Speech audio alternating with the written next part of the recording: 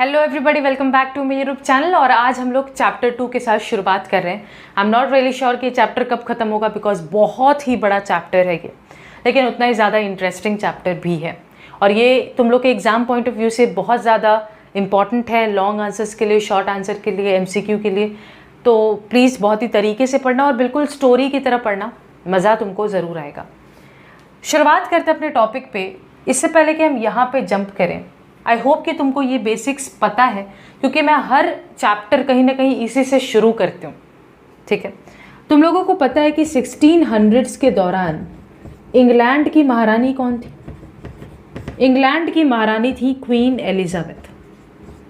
ठीक है, queen Elizabeth के पास कुछ मर्चेंट्स, कुछ बिजनेसमैन जाते हैं, मर्चेंट्स यानी बिजनेसमैन जाते हैं और कहते हैं कि देखिए मैम, हम इंडिया जैसी कंट्रीज़ में जाके बिजनेस करना चाहते हैं, तो आप हमें परमिशन दे दीजिए प्लीज़, सो दैट हम इंडिया जैसी कंट्रीज़ में जाएं और बिजनेस कर सकें। यस, मेरा मार्कर का कैप गिर गया, नो प्रॉब्लम। क्वीन एलिजाबेथ ने कहा कि ठीक है, हम दे देते हैं परमिशन, बट इससे मेरा क्या होगा, इससे मेरा क्या फ़ायदा? तो इन्होंने बोला कि हम इंडिया जैसी कंट्रीज़ में जाएंगे और वहाँ पे बिजनेस करके जो भी प्रॉफिट कमाएंगे उसमें से थोड़ा आपको भी मिलेगा। याद रखना ये बात कि क्वीन एलिजाबेथ जो कि इंग्लैंड में थी, ये रिप्रेजेंट कर रही हैं ब्रिटिश सरकार को, ब्रिटिश गवर्नमेंट। और ये जो बिजनेसमैन इंडिया में आके बिजनेस करना चाहते थे, ये हैं British east India company, British east India company. तो मैंने ये बताने की कोशिश करी है कि 1600s में इंग्लैंड की महारानी थी क्वीन एलिजाबेथ। क्वीन एलिजाबेथ के पास जाते हैं कुछ मर्चेंट्स और कहते हैं कि देखिए मैडम, हमें आप परमिशन दे दीजिए, हम इंडिया जैसी कंट्रीज़ में जाकर ट्रेड करना चाहते हैं, बिजनेस करना चाहते हैं। इंडिया जैसी कंट्रीज़ जितने भी आसपास, इंडिया के आसपास की कंट्रीज़ हैं, वहाँ पे हम लोग ट्रेड करेंगे, पैसा कमाएंगे, और जो भी पैसा कमाएंगे उसमें से थोड़ा सा पैसा आपको भी लाकर दे देंगे। अल्टीमेटली इन लोगों को परमिशन मिल गया। बट यहाँ पे तुमको ये बात समझ में आना चाहिए कि ब्रिटिश गवर्नमेंट और ब्रिटिश ईस्ट इंडिया कंपनी दोनों अलग अलग चीज़ है। ब्रिटिश गवर्नमेंट इंग्लैंड में बैठा था, but British east India company, basically जो बिजनेसमैन थे, वो इंडिया में आए थे बिजनेस करने के लिए, ट्रेड करने के लिए। ट्रेड यानी बिजनेस। ठीक है, आई होप कि तुमको ये बात पता है, क्योंकि मैंने और भी चैप्टर्स में ये जिक्र उठाया है। अब देखो, हर बार मैं ये बताती हूँ कि जब अंग्रेज़ पहली बार इंडिया में कदम रखे थे, तो उनका मकसद कभी भी कब्ज़ा करने का नहीं था। शुरुआत में उनका मकसद था इंडिया में बिजनेस करने का। धीरे धीरे कब वो कब्ज़े पर चले आए पता नहीं। समझो, जब शुरुआत इस तरीके से हुआ था कि इंडिया में अंग्रेज़ आ रहे हैं, तो उनका मेन जो इरादा था वो ये था कि हम बिजनेस करेंगे, बिजनेस करके हम प्रॉफिट कमाएंगे, दैट्स इट।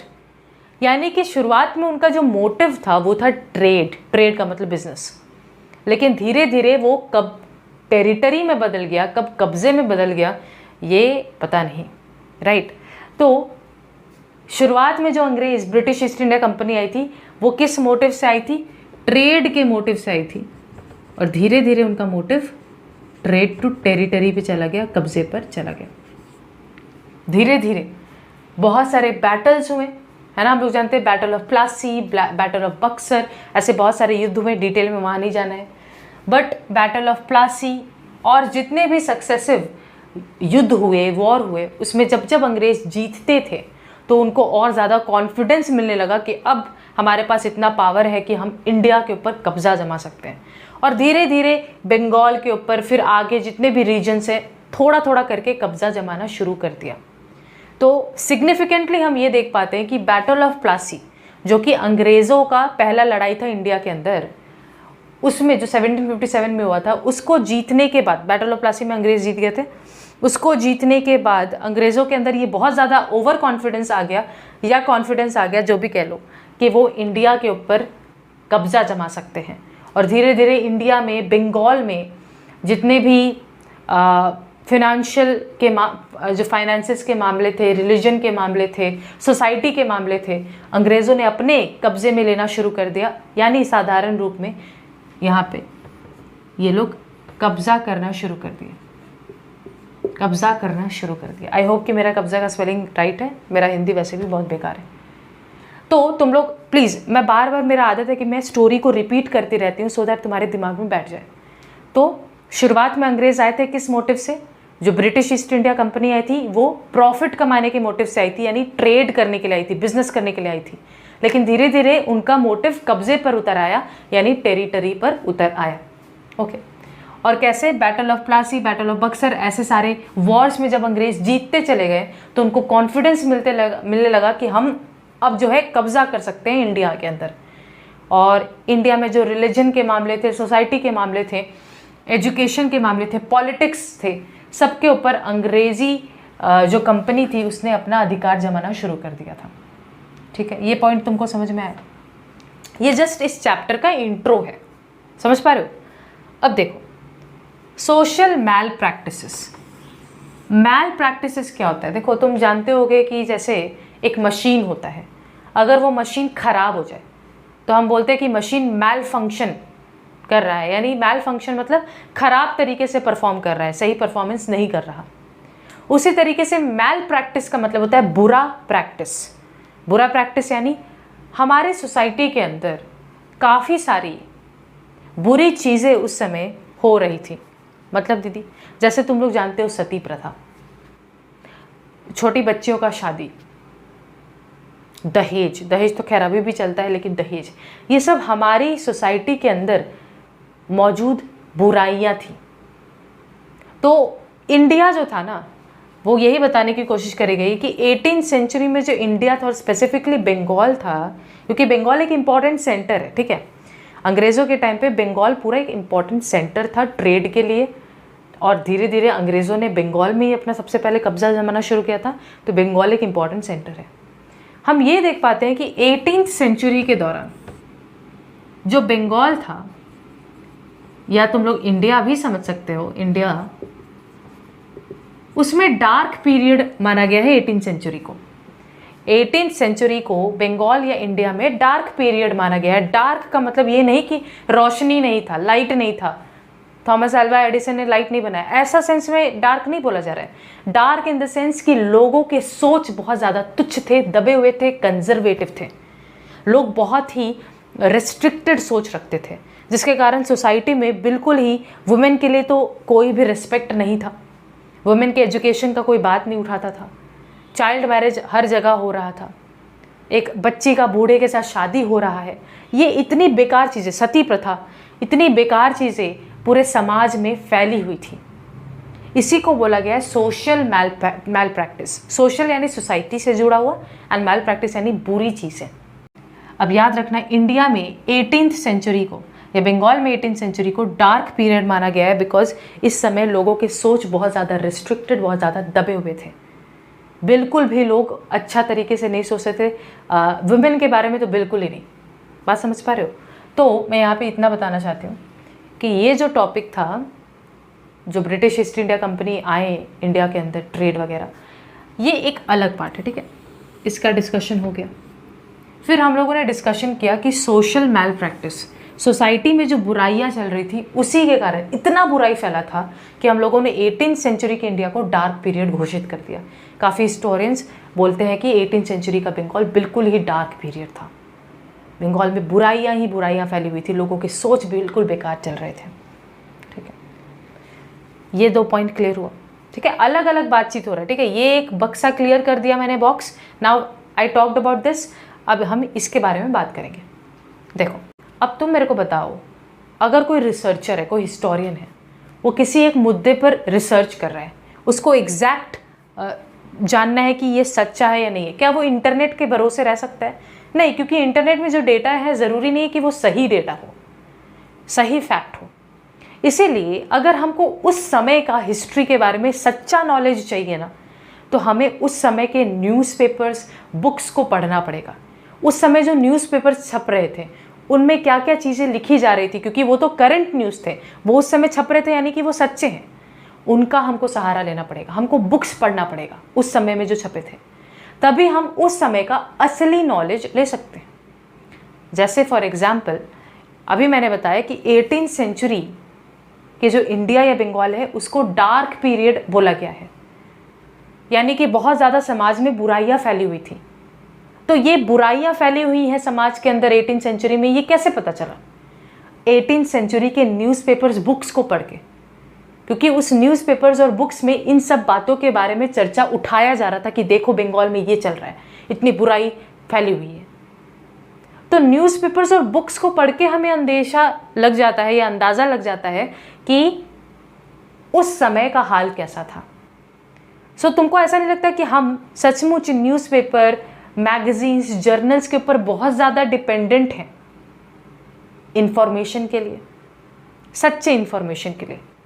कंटेम्पोरेरी सोसाइटी, यानी उस समय का जो शब्द है ना कंटेम्पोररी, उसका मतलब है कि उस समय के सोसाइटी में एक्चुअल में क्या घट रहा था उसके बारे में सच्चा नॉलेज चाहिए तो हमें न्यूज़पेपर, बुक्स, उस समय के मैगजीन्स, जर्नल्स का सहारा लेना पड़ेगा। और मैंने यहीं पे ये बात मेंशन किया है, we depend on periodicals like newspaper, magazines, journal and also books to know the clear picture of the contemporary society. अब दीदी ये क्या लिखी हैं आप, पीरियोडिकल्स? देखो वैसे तो ये चैप्टर 1 का पार्ट है, वहाँ पे डिस्कस करेंगे। देखो थोड़ा सा हम डिटेल में डिस्कस कर देते हैं कि पीरियोडिकल्स क्या होते हैं। पीरियोडिकल्स बेसिकली ऐसे राइटिंग्स होते हैं जो कि कुछ टाइम इंटरवल के बाद छपते हो। टाइम इंटरवल के बाद छपते हो मतलब सपोज जैसे एक हफ्ते का टाइम, मतलब ऐसा कुछ बोला गया कि ये एक ऐसा राइटिंग है जो हर सैटरडे छपेगा, हर एक वीक में छपेगा, या फिर ऐसा राइटिंग है जो डेली छपेगा या मंथली छपेगा या साल में एक बार छपेगा। तो जब भी कोई एक रेगुलर टाइम इंटरवल के बाद, जैसे कि हर बार जब भी छपेगा तो एक हफ्ता का गैप होगा, तो ये क्या एक हफ्ता फिक्स हो गया? ऐसा नहीं कि कभी 4 दिन में छप जाता, कभी 3 दिन में छप, नहीं, हर बार पहला एडिशन छपा, उसके बाद अगले एडिशन को आने के लिए एक हफ्ते का टाइम गैप होगा। तो जब भी ऐसे कुछ रेगुलर टाइम गैप के साथ, रेगुलर टाइम इंटरवल के साथ कुछ छपता है तो उसको हम पीरियोडिकल बोलते हैं। जैसे तुम लोग देखो ना क्लास में हमारे, जब हम स्कूल जाते हैं तो हमारे first period, second period, third period, fourth period, ऐसा क्यों होता है? पीरियड का मतलब वहाँ पे क्या हुआ? पीरियड का मतलब हुआ कि 40 मिनट का एक क्लास गैप, फिर 40 मिनट का एक क्लास गैप, 40 मिनट का एक क्लास। तो ये हम लोगों ने टाइम के हिसाब से एक लिमिटेशन बिठा दिया 40 minute. So this is a period. तो अगला क्लास जो होगा वो इस 40 मिनट के पास ऑन होने के बाद आएगा। फिर इसके अगला वाला जो क्लास होगा, जब सपोज हिंदी का क्लास चल रहा है तो हिंदी का क्लास 40 मिनट तक चलेगा, फिर मैथ्स का क्लास इन 40 मिनट के बाद आएगा, फिर मैथ्स का क्लास 40 मिनट तक चलेगा, उसके बाद फिजिक्स का क्लास आएगा। तो ये क्या हो गया? टाइम इंटरवल्स हो गए। तो उसी तरीके से जब भी कोई राइटिंग कुछ टाइम इंटरवल्स पे छपता है तो उसको हम पीरियोडिकल बोलते हैं। पीरियोडिकल्स में क्या क्या आता है? न्यूज़पेपर एक टाइप का पीरियोडिकल है क्योंकि मंथली, वीकली इस तरीके से छपता है। मैगजीन्स एंड जर्नल्स, यहाँ पे तुम लोग का थोड़ा सा मैं ध्यान लेना चाहूँगी कि मैगजीन और जर्नल में डिफरेंस क्या होता है। ज़्यादा तो नहीं होता है कुछ भी। मैगजीन तुम लोग अगर कभी देखे हो तो बिल्कुल होता क्या है कि ये कुछ एक टॉपिक के ऊपर होगा, पिक्चर्स वगैरह भी यूज़ किए जाएंगे और बुकलेट के फॉर्म में होगा, मतलब स्टेपल वेपल लगाया होगा स्टेपलर से इस तरीके से, और बुकलेट के फॉर्म में होगा, पतला सा बुकलेट, ऐसे 10-12 पेज का एक बुकलेट के फॉर्म में होगा। That is magazine. जर्नल भी वैसा ही दिखता है, जर्नल भी बिल्कुल मैगजीन जैसा ही दिखता है। फ़र्क बस इतना है कि जर्नल में जो भाषा का यूज़ किया जाता है, जो लैंग्वेज का यूज़ किया जाता है, वो थोड़ा सा और ज़्यादा प्रोफेशनल लैंग्वेज होता है। बात समझ रहे हो? मान लो कि मैं एडिटर हूँ, मैं एक मैगज़ीन लिख रही हूँ, मैं चाहती हूँ कि मैं इस मैगज़ीन को आम जनता तक पहुँचा सकूँ, आम जनता मेरे इस मैगज़ीन को पढ़े और इससे मोटिवेट हो। तो मैं क्या कोशिश करूँगी? मैं ऐसे भाषा में उस चीज़ को लिखने का कोशिश करूँगी, ऐसे लैंग्वेज का यूज़ करूँगी सो दैट आम जनता पढ़ सके। क्योंकि ज़रूरी नहीं है कि ऑर्डिनरी पीपल जो हैं उनका नॉलेज बहुत हाई फाई हो, ऐसा ज़रूरी तो नहीं है कि वो बहुत पढ़े लिखे विद्वान हैं, ऐसा नहीं हो सकता। तो जो मॉडरेट टाइप के पब्लिक में लोग हैं जो इतने पढ़े लिखे नहीं हैं, वो भी अगर मेरे इस मैगज़ीन को पढ़ते हैं तो उनको मुद्दा समझ में आए। बात समझ पा रहे हो? तो हम लोगों ने जानबूझ के मैगज़ीन के अंदर सिंपल भाषा का यूज़ किया सो दैट हमारी बातें पब्लिक में हर इंसान तक पहुंच सके, हर इंसान उसको पढ़ सके, उसको समझ सके। ठीक है, तो मैगज़ीन्स को ज़्यादातर इस सोच के साथ लिखा जाता है सो दैट पूरा पब्लिक उसे पढ़ सके, उसको समझ सके, जो भी इंपॉर्टेंट टॉपिक वहाँ पे मैगज़ीन के अंदर बोला गया है। लेकिन जर्नल्स में ऐसा नहीं होता है। जर्नल्स में हम लोग जो भाषा का यूज़ करते हैं वो थोड़ा सा टफ लैंग्वेज होता है, प्रोफेशनल लैंग्वेज होता है। तो मैं एडिटर हूँ, मैं जर्नल लिख रही हूँ, जानबूझ के मैं थोड़ा हाई फाई वोकैबुलरी का यूज़ कर रही हूँ सो दैट जो पढ़े लिखे लोग हैं उन तक मेरा बात पहुँचना ज़्यादा इंपॉर्टेंट है। मैं चाहती हूँ कि एटलीस्ट जो पढ़ा लिखा इंसान है वो मेरे इस जर्नल को पढ़े। अच्छा दीदी ऐसा क्यों? क्योंकि पढ़े लिखे लोग जो होते हैं, एजुकेटेड लोग जो होते हैं, वही समाज में अच्छा से बदलाव ला सकते हैं। तो जब हम चाहते हैं कि कोई एक इम्पॉर्टेंट टॉपिक है, कोई एक इम्पॉर्टेंट मुद्दा है जो पढ़े लिखे लोग तक पहुंचना चाहिए, उनके ऊपर कुछ असर डालना चाहिए, तब हम लोग जर्नल लिखते हैं, यानी कि थोड़ा सा अलग, थोड़ा प्रोफेशनल लैंग्वेज का यूज़ करते हैं। तो I will just repeat, I know तुम लोग के लिए थोड़ा सा कन्फ्यूजिंग हो रहा है। देखो, पीरियोडिकल का मतलब राइटिंग्स जो कि टाइम इंटरवल को मेंटेन करके लिखे जाते हैं, 1 हफ्ता 2 हफ्ता जिस हिसाब से। ठीक है, पीरियोडिकल्स में हमारे पास न्यूज़पेपर होते हैं। न्यूज़पेपर भी बहुत सारे टाइप के हो सकते हैं, daily, weekly, monthly, quarterly, anything. But magazines और जर्नल क्या होता है? मैगजीन्स और जर्नल दोनों ही बुकलेट के फॉर्मेट में लिखे जाते हैं with some pictures and all. कोई एक इंपॉर्टेंट टॉपिक के ऊपर दोनों में ही डिस्कशन होता है। फ़र्क बस इतना है कि मैगज़ीन में जो शब्दों का यूज़ किया जाता है, जो लैंग्वेज यूज़ किया जाता है, वो थोड़ा सा आम भाषा होता है सो दैट आम जनता जो है, जो पब्लिक है, वो उसे पढ़ के समझ सके। मतलब हम यहाँ पे जब भी मैगज़ीन को छापते हैं तो हमारा मेन मोटिव होता है कि आम जनता तक मेरा बात पहुँचे। ठीक है, यानी हर कोई मेरे इस मुद्दे के ऊपर अपना कुछ ना कुछ राय विचार दे, पढ़े मेरे इस टॉपिक को, है ना। मैं चाहती हूँ कि मेरे इस मैगज़ीन को पूरा समाज पढ़े, तो मैं ऐसा शब्द यूज़ करूँगी, ऐसा लैंग्वेज यूज़ करूँगी जो ज़्यादा टफ ना हो, क्योंकि समाज में हर इंसान पढ़ा लिखा नहीं है। वहीं पे जर्नल में जानबूझ के जो भी टॉपिक होता है उसके ऊपर लैंग्वेज थोड़ा भारी यूज़ किया जाता है, थोड़ा प्रोफेशनल यूज़ किया जाता है सो दैट जो पढ़े लिखे लोग हैं उन तक बात पहुँचना ज़्यादा ज़रूरी है, क्योंकि पढ़े लिखे लोग ही सोसाइटी में चेंज ला सकते हैं। तो जब कोई जर्नल छापेगा तो वो सोचेगा कि ये टॉपिक के बारे में मैं लिख रहा हूँ, थोड़ा सा हाई एंड लैंग्वेज का यूज़ करूँगा सो दैट पढ़े लिखे लोग जो मिडिल क्लास पढ़ा लिखा है वो इसको पढ़ के कोई अच्छा ओपिनियन पेश करे या अपना कोई राय विचार ले, या फिर जो भी इंपॉर्टेंट विषय पे बात हुआ है उस पर थोड़ा चेंज लाने का कोशिश करे। एक एग्जाम्पल दे देती हूँ, ज़्यादा समझ में आएगा। जैसे कि फॉर एग्जाम्पल मैंने बात किया यहाँ पे सती प्रथा के बारे में। अब सती प्रथा के बारे में मैंने मैगज़ीन छापा, तो मैगज़ीन में मैंने ज़्यादा हाई फाई लैंग्वेज का यूज़ नहीं किया सो दैट मैं सती प्रथा के बारे में हर इंसान को बता सकूं। लेकिन जब मैं हाई फाई लैंग्वेज का यूज़ करने लग जाती हूँ तो मेरा मेन एम होता है कि जो पढ़ा लिखा सेक्शन है उस तक मेरा बात पहुँचे, ताकि वो पढ़ा लिखा सेक्शन कुछ तो सती प्रथा के अगेंस्ट डिसीजन ले कि सती प्रथा को बैन करो। आई होप कि तुम लोग को थोड़ा बहुत सती प्रथा के बारे में पता है, और नहीं पता है तो डोंट वरी। एक बहुत ही बेकार का हिंदू धर्म में माना जाने वाला एक कस्टम था, चीज़ें फॉलो की जाती थी और बहुत ही बेकार थे। हम लोग डिस्कस करेंगे, बात समझ में आ रहा है? तो इस डिस्कशन के बाद आगे आने वाले टॉपिक्स में हम लोग डिस्कस करेंगे ब्रह्मबोधिनी पत्रिका, हिंदू पैट्रियट, नील दर्पण, ग्राम वार्ता प्रकाशिका, हुतुम पैशर नोक्शो, इसका डिस्कशन करेंगे। तो एक बार में अगर मैं रिपीट करूं तो हम लोगों ने डिस्कशन शुरू किया था कि कैसे British east India company trade के मोटिव से आई थी और टेरिटरी पे चली आई धीरे धीरे। जैसे इंडिया में कदम रखा, काफ़ी सारे वॉर्स जीते और धीरे धीरे इंडिया के रिलीजन के मामले में, सोसाइटी के मामले में, एजुकेशन, पॉलिटिक्स के मामले में दखल अंदाजी करना शुरू कर दिया ब्रिटिश ईस्ट इंडिया कंपनी ने। फिर हम लोगों ने बात किया कि 18वीं सेंचुरी का जो बंगाल था या इंडिया था, उस 18वीं सेंचुरी के समय को डार्क पीरियड माना गया है, बिकॉज उस समय इंडिया के सोसाइटी के अंदर बहुत ज़्यादा फालतू टाइप का सोच एग्जिस्ट करता था।